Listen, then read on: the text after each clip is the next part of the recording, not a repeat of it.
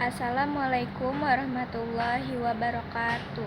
Halo semuanya, perkenalkan nama saya Elisa Putri. Saya dari program studi manajemen kelas manajemen 25A, NPM saya 25411145. Di sini saya akan menjelaskan materi mengenai ekonomi Islam untuk matkul pendidikan agama Islam. Pengertian ekonomi Islam. Ekonomi Islam adalah suatu cabang ilmu pengetahuan yang berupaya untuk memandang, menganalisis, dan akhirnya menyelesaikan permasalahan ekonomi dengan cara-cara Islami. Cara-cara yang didasarkan atas ajaran Islam yaitu berlandaskan Al-Quran. Salah satu dari ekonomi Islam itu ada yang namanya bank syariah. Bank yang melaksanakan kegiatan usaha secara konvensional dan berdasarkan prinsip usaha syariah yang dalam kegiatannya memberikan jasa dalam lalu lintas pembayaran. Prinsipnya yaitu pasal 1 butir 13 Undang-Undang Nomor 10 Tahun 1998. Prinsip syariah adalah aturan perjanjian berdasarkan hukum Islam antara bank dan pihak lain yang penyimpanan dana atau pembayarannya kegiatan usaha atau kegiatan lainnya dinyatakan sesuai dengan syariah. 5 prinsip bank syariah. Yang pertama ada prinsip bagi hasil. Yang kedua ada prinsip penyertaan modal. Yang ketiga ada prinsip jual beli barang dengan mempermudah keuntungan. Yang keempat ada pembiayaan barang modal berdasarkan prinsip sewa murni tanpa pilihan. Yang kelima ada pilihan pemindahan kepemilikan atas barang yang disewa dari pihak bank oleh pihak lain. Peran bank syariah. Bank syariah turut berperan dalam menunjang pembangunan ekonomi bangsa Indonesia, terutama melalui upaya peningkatan peranan pengusaha muslim dalam perekonomian nasional dan bertindak sebagai katalisator sebagai pengembangan lembaga-lembaga keuangan syariah di Indonesia.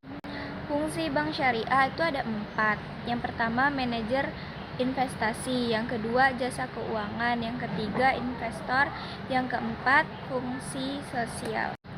Kajian terhadap asuransi.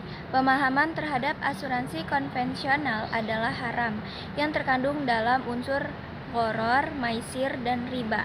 Yang pertama unsur gharar terdapat pada bentuk akad atau perikatan yang melandasi penutupan polis.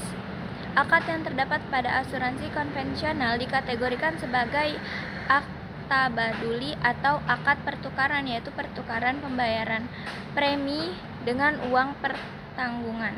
Unsur gharar ini juga terdapat pada sumber dana pembayaran klaim pada asuransi konvensional adalah tidak jelas asalnya. Yang kedua, unsur maisir terjadi apabila peserta asuransi pemegang polis membatalkan kontraknya pada masa reversing period.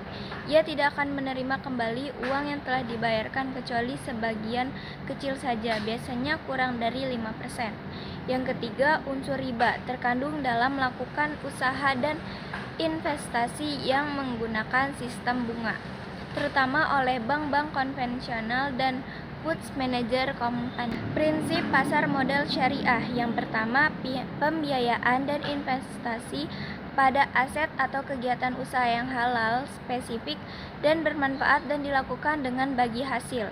Yang kedua, uang adalah alat bantu pertukaran nilai.